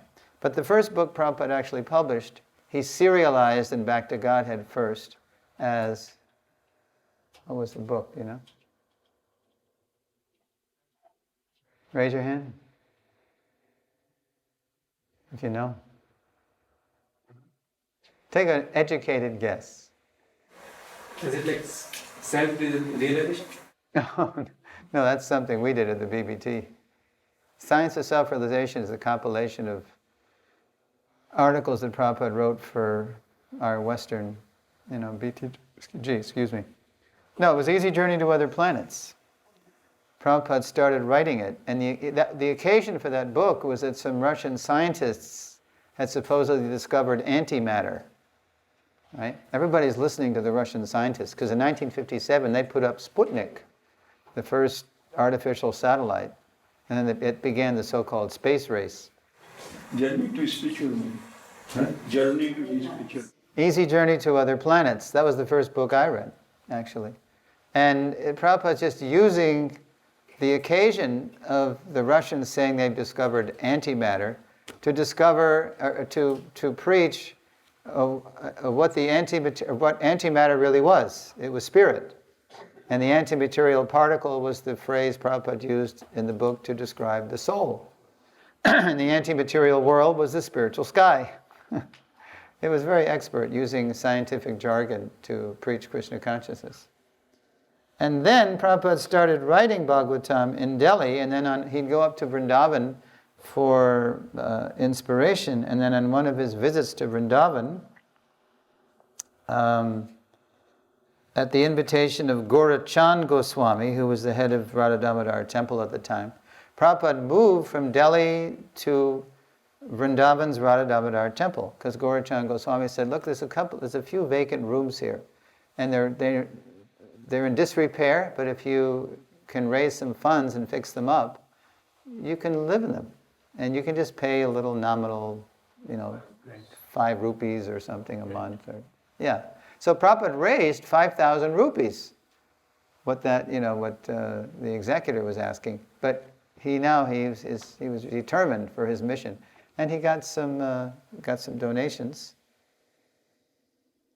Okay. Taking inspiration from his Guru Maharaj and the 6 Goswamis, Prabhupada began preparing the spiritual literature he would take with him to preach in the West.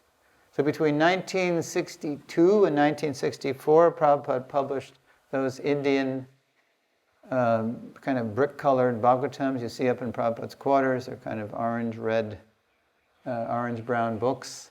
And this is the kind of machine that Prabhupada was typing on.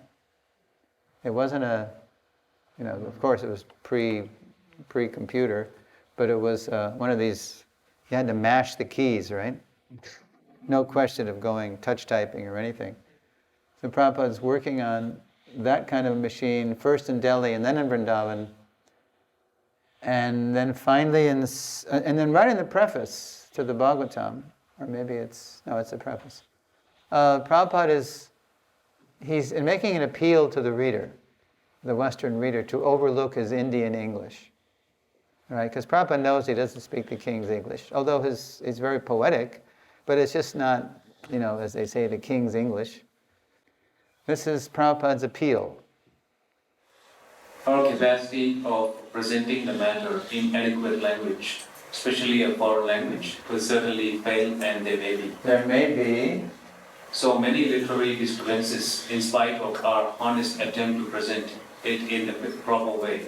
But we are sure that with our all faults in this connection. Yes, you see, that's Indian English. We don't say our all faults. With all of our faults, with all our faults. But Prabhupada, right in the appeal, he's doing Indian English. With our all faults in this connection, there's Shastri. The seriousness of the subject matter will be taken into consideration, and the leaders of the society will still accept this on account of its being an honest attempt for glorifying the Almighty, great so much, now badly needed. Yes, this is actually from Prabhupada's original purport, Indian English purport to Bhagavatam 1.5.11, Tadvag Visargo Chandantaga Viplavo. So there's Prabhupada in the government house in Delhi presenting by 64 he had published 3 volumes to Shastri, who was actually a Shastri. He knew Shastra, he was good. Whereas Nehru, he was embarrassed by anything Vedic or Indian. He wanted to be Western. Prabhupada told us Jawaharlal Nehru and his father used to come in my pharmacy in Prayag, and they'd always buy Western medicine. They wouldn't buy anything Ayurvedic or anything. But after Nehru passed away, then Shastri became the Prime Minister, and he was lucky enough to have Prabhupada's Sangha there. So doing everything himself, writing, editing, buying paper, proofreading the galleys, Prabhupada labored intensively to publish Bhagavatam's first canto in 3 volumes. With all 3 volumes published by 1964, the stage was set for Prabhupada to execute his mission. Once Prabhupada had a sponsor in the US, Prabhupada still had to satisfy many officials to receive the required documents to leave India and enter America. With no money to pay for the trip, Srila Prabhupada convinced pious shipping magnate Sumati Morarji to sponsor his passage. And now here is Prabhupada recalling his dream to preach in America. As I may have mentioned already, when Srila Bhaktisiddhanta sent those preachers to Europe in the 1930s, he sent them to here. He sent them to London. But Prabhupada knew from his keeping up on current events that the action was in New York. So here's Prabhupada in 1976 on a morning walk in Mayapur, and he's reminiscing, he's recalling of how he used to dream about coming to New York. I planned that I must go to America. Then they go to London. I did not go to London. I was simply dreaming how to go to New York. I was dreaming whether I shall go this way, through Tokyo, Japan, or that way, which way is cheaper. And I was targeting to New York. Always. Sometimes I was dreaming when I come to New York. These are transcendental dreams for the mission. And now the way we end the lesson, okay, let's see here, is, so Prabhupada, if you've read the Lilamrita, he finally, got all the documents, and then on, I call it the luckiest day ever, it's Friday the 13th. You have this superstition in Australia about Friday, like we do. Friday the 13th is supposed to be unlucky, but on Friday the 13th, August 1965, Prabhupada boarded the Jaladuta. He had free passage, and it was a round trip too. But luckily for us, he didn't take the round trip. So we end the lesson with a beautiful song that my god sister Yamini wrote on the occasion. First in 2011 or 2000, I forget exactly. She wrote a song. It's called "O Atlantic," and she's begging the Atlantic Ocean, which is pretty ferocious normally, to let Prabhupada across. So, and then in 2015, on the occasion of the 50th anniversary of Prabhupada's actually leaving India to come to America, she made a grander version with the help of her husband, Mangalananda Prabhu. So now you're going to see a music video by Joy Fry, a.k.a. Yamini Devi Dasi, who, by the way, passed away, unfortunately, last year. Yamini, I told her I was using this in the seminars. She said, Suresvara, I sing this song to Prabhupada every day. And now you're going to hear and see why.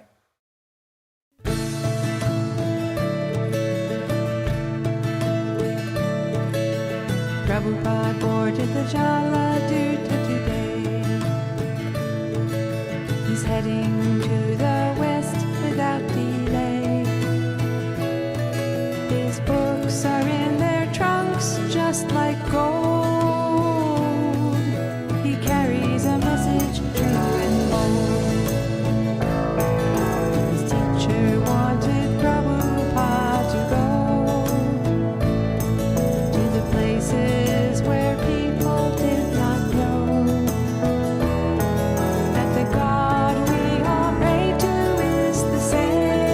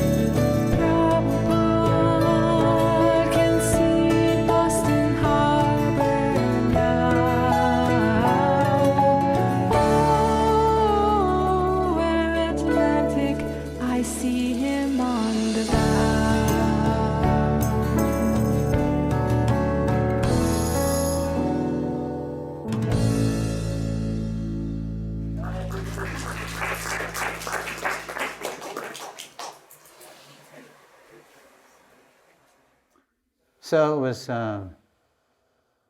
35 days from Calcutta to Boston, and then when Prabhupada, the ship docked at 5:30 a.m., same time of day that Srila Bhaktisiddhanta passed away.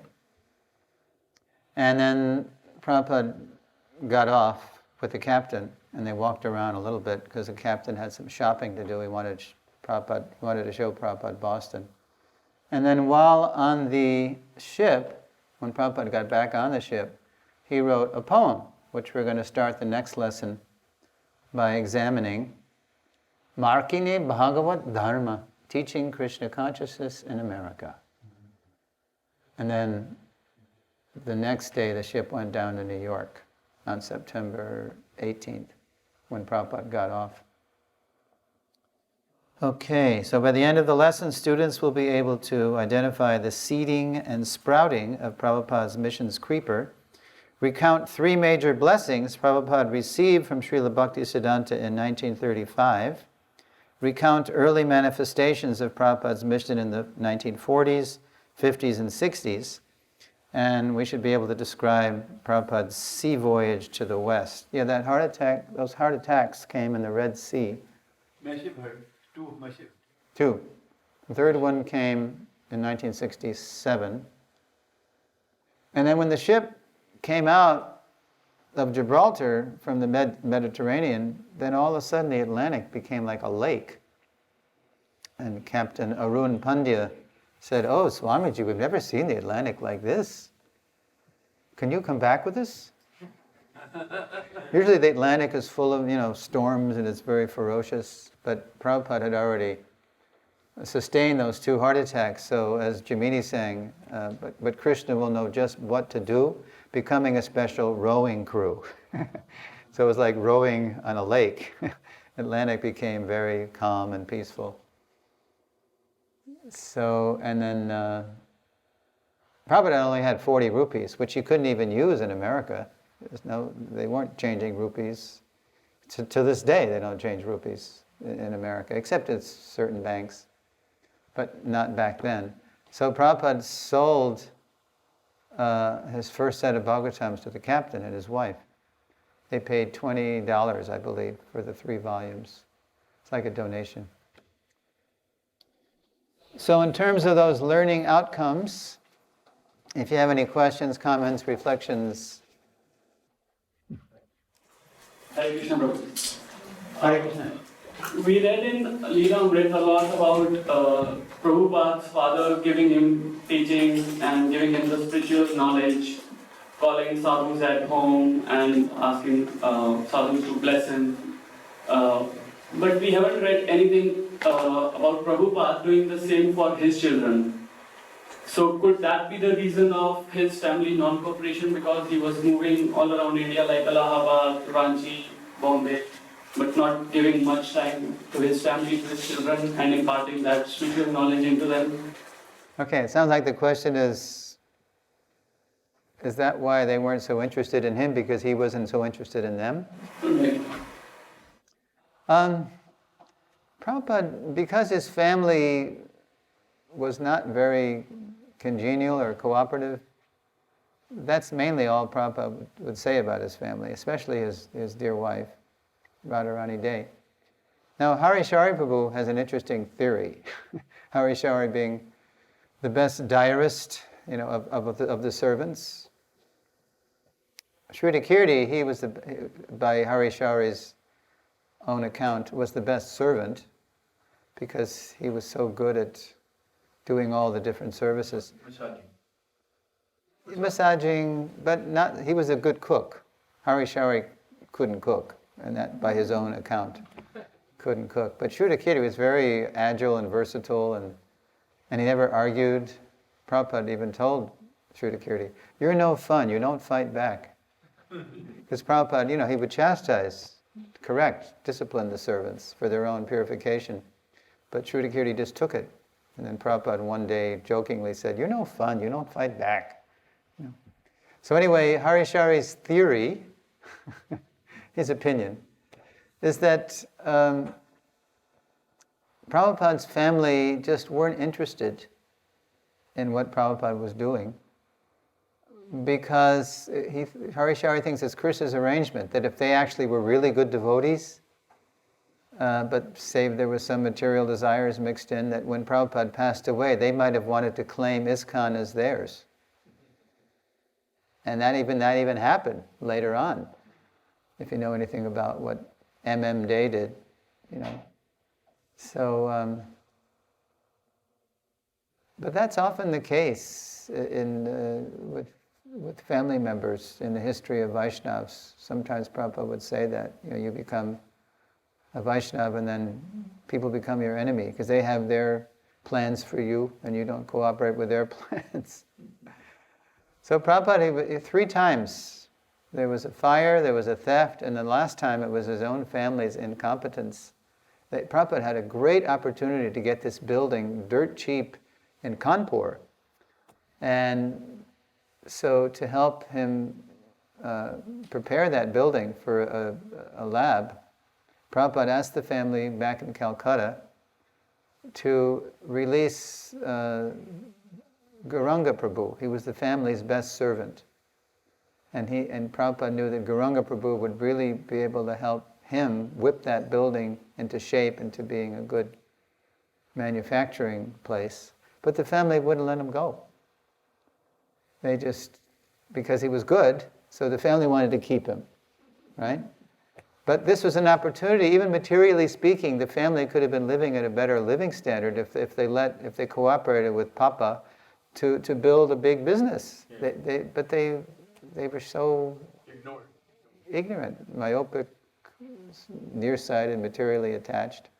The only one who was a little favorable was Prabhupada's youngest child, who was Vrindavan Chandra Day, who, when he was a teenager, when Prabhupada was in Jhansi, Prabhupada actually called Vrindavan and said, "Come with me. Come to Jhansi. Help me in Jhansi, and you can be a brahmachari." But he couldn't do it. He was too attached to where he was. But he was the one, if you saw the 50th anniversary celebrations in Calcutta, 50th anniversary of Prabhupada leaving on the Jaladuta, Vrindavan Chandra Day gave a very nice memory at this big event, this grand event in Calcutta. And he described the scene. He was there when his father left at the pier. And when the Jaladuta inched away from that pier. So he said, "I was proud of him. Even though I thought maybe I'd never see him again.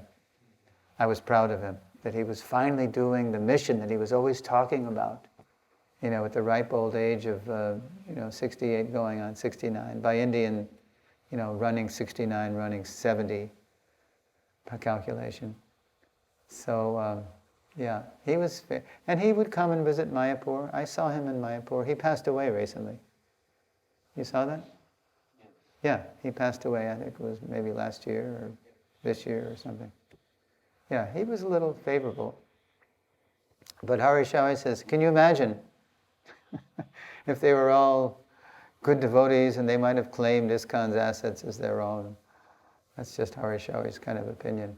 It actually happened in 1984. Before Prabhupada passed away, Prabhupada told a godbrother of mine that if you ever have trouble with my family after I'm gone, then here is a family friend who's sympathetic to my mission, ISKCON, who lives in Calcutta, who knows fluent English, who knows the family. He's a Bengali Vaishnava. He knows Bengali, he knows English, and he's an attorney. And he can help you if the family ever makes trouble. So sure enough, in the 80s, Radharani Day gave Mathura Mohan, who was very conniving, who was a communist by then, permission. She gave him power of attorney to represent her in the court. He wanted to make a court case to try to get some assets of ISKCON for the family, because when Prabhupada left them, he just left them. He stopped supporting them. He went off. I mean, the first child was a daughter in 1921, Shubha Lakshmi, I think her name was. Anyway, he had 5 or 6 children. One died young. And by the time Prabhupada left, they were old enough to help the mother and to help themselves. So they weren't like babies, and then Prabhupada just abandoned them. But he had had enough. Enough is enough. God will take care. So, but Radharani Devi was still bitter. She was very bitter that her husband had left. After 36 years. I mean, that's, my God. Is he supposed to die there in the family? Yes, that's the mood, right? Yeah, you have to die. So work till you're dead, right? But Prabhupada had a mission to do, so we went into the next ashram, finally sannyas. So anyway, after Prabhupada passed away, this M.M. Day was trying to make this case in the court in Calcutta that Prabhupada's sannyas was bogus, it was illegitimate, because the family had never given him permission. You know. So anyway, he was making a big fuss, so my godbrother Shadadanya, maybe you know him, he's in Mayapur, he's been living in Mayapur for many years. He remembered that Prabhupada had given him the name and address and number of this family friend, I don't know the name.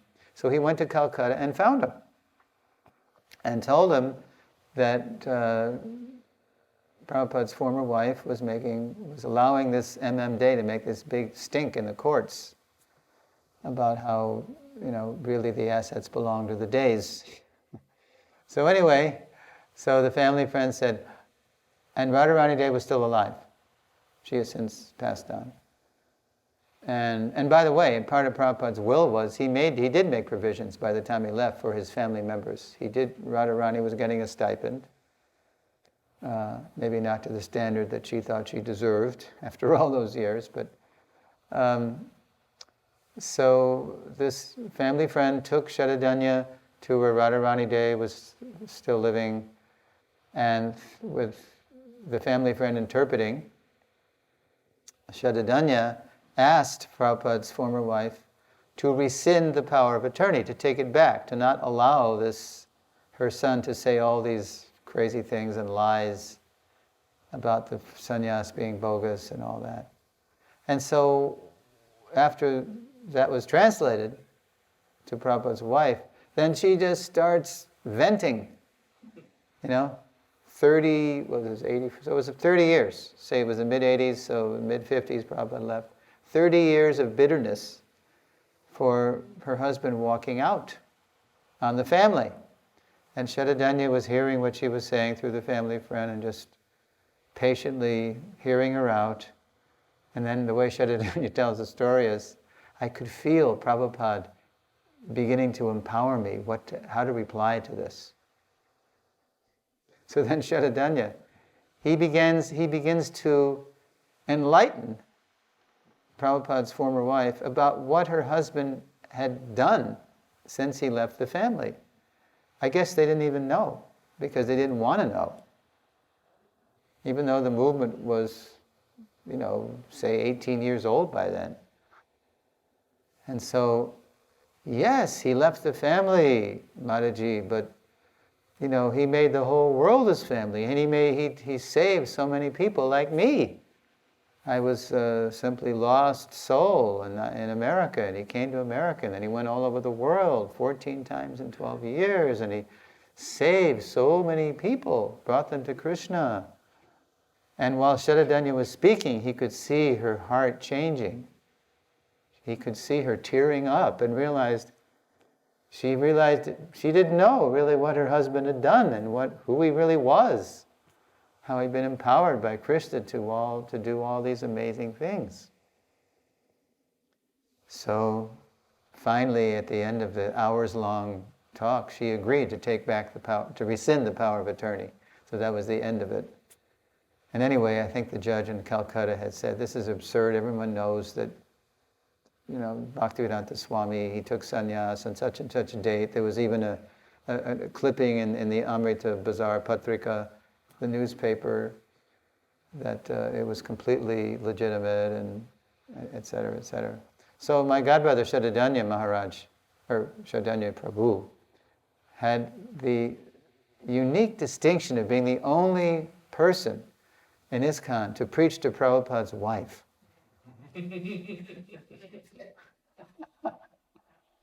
So anyway, that's Harishari's opinion. But it was coming from the mother, because she was not interested. And Prabhupada, if you know, when Gaur Day was grooming Prabhupada to be a preacher, or Dunga lessons, and no question of any family member of him going to England, for education. I don't want his money, Gaur Mahan would say. He's going to be a great preacher. So he'd always blast the sadhus to bless my son. He'll become a great preacher for Srimati Radharani.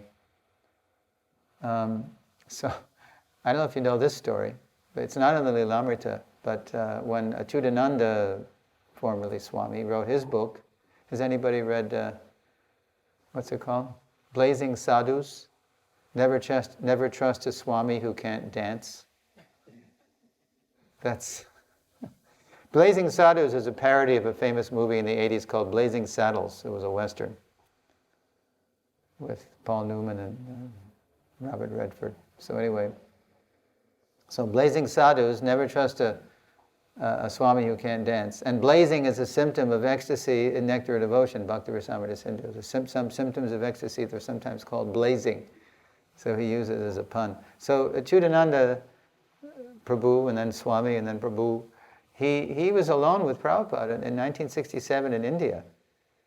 He went after Prabhupada, after Kirtanananda had taken sannyas at Rupa Goswami's samadhi and then gone back to the West, then Achyutananda came over, and he was alone with Prabhupada for months, because Prabhupada was still getting his health back after his stroke, heart attack in May 67.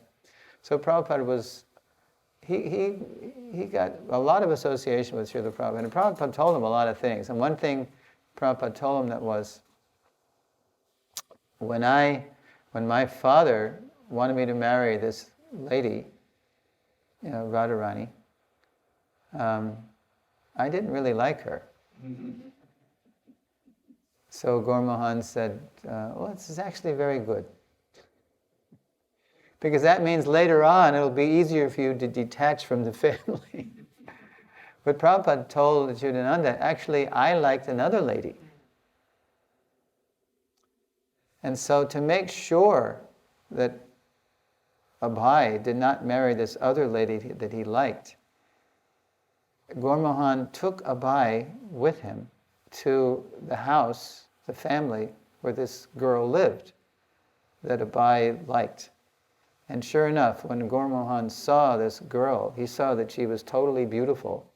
One of these Bengali beauties, with sparkling eyes and black hair. And, So to make sure that his son would never marry this girl, Gaur Mahan said to the father, so, does your girl dance? Which was the cultural equivalent of saying, is your girl a prostitute? Because she was a very well brought up girl, and she was, kept with the family, and she would never go out in public. She was a well-bred, traditional kind of girl. So the father was insulted. No, she doesn't dance. Like dance in the sense of, going out with boys to dance. Or even in public, even in girls didn't do that. Nice girls, well-bred girls. So that was it. When Gaur Mahan said that finished it. Because as you know, in traditional marriages, it's not just that a boy and a girl marry, but families marry, right? So that's what Gaur Mahan did, because he was really covering all his bases, making sure that Abhay... And Abhay was obedient. He was a good son. He loved his father. He dedicated Krishna book to his father, right? To my father, Gaur Mahan Day, a pure devotee of Lord Krishna. From him I imbibed the teachings of Lord Krishna, which were later on solidified by my eternal father, Srila Bhaktisiddhanta Saraswati Thakur. I guess the short answer is it was all, Prabhupada's whole life, from the time he was born under that jackfruit tree at Taligunj in North Calcutta on September 1st, 1896 at 4 p.m., until he passed away in Vrindavan on November 14th, 1977, surrounded by loving devotees. Prabhupada's whole life was completely orchestrated by Krishna. Krishna made Prabhupada rich another way, right? He did become wealthy beyond anybody's wild. And when he became the guru of ISKCON, the Founder-Acharya of ISKCON, he could travel all over the world, stay anywhere. He had a place to stay anywhere. And so much money was coming, but he wasn't spending one pice on himself. He was spending it all to explode the movement, didn't waste a second of yartha kalatvam, as Rupa Goswami says, a pure devotee one symptom is he doesn't waste a moment. So Krishna made Prabhupada rich spiritually. So many disciples, so many properties, so many books, Jagat Guru, the world, Acharya, but it was as an example to the world, how to live, how to leave this world. Okay, well, that's Prabhu. Preaching like a Naraji, Kali Guru. Yeah, Prabhupada said he inherited Narada's curse. Some of those people, those parents who didn't appreciate Prabhupada's work, they have cursed me for stealing their children to become devotees. So now I cannot stay longer. And sometimes Prabhupada would stay longer, depending on. But that was kind of a lighthearted. Especially in Bhagavad Gita, as it is. As it is. Solid. Solid. Prabhu. You were mentioning about Prabhupada as Jagat Guru. Was there an instance where Prabhupada disliked being called as Jagat Guru, like some devotees told me that? Yeah, he did in India. Did you hear that question? Did Prabhupada dislike being called Jagat Guru?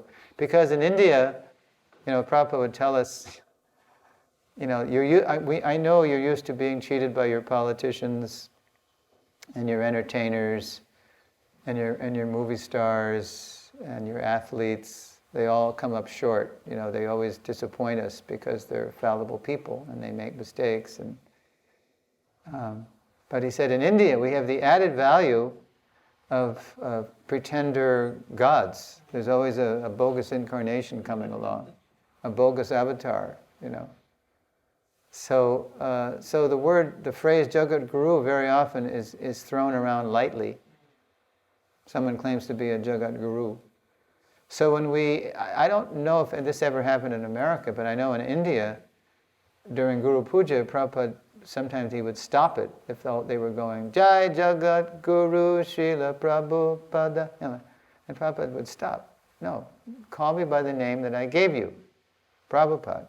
But don't call me this Jagat Guru, because we say in English, every Tom, Dick, and Harry is a Jagat Guru, and it's cheap. It's so I always remember that, but in the West I don't say anything when people say that. Like I live in Tucson, Arizona, so they'll say that. So maybe in Tucson, Arizona it's okay, because you don't have these manufactured incarnations coming through town every month or every year. But in India, if I hear that, then I'll say something, in a humble way to the singer, if he does that. That Prabhupada actually stopped the kirtan right in Mayapur. That's where he did it. So it's good to know these things. Srila Prabhupada ki jai.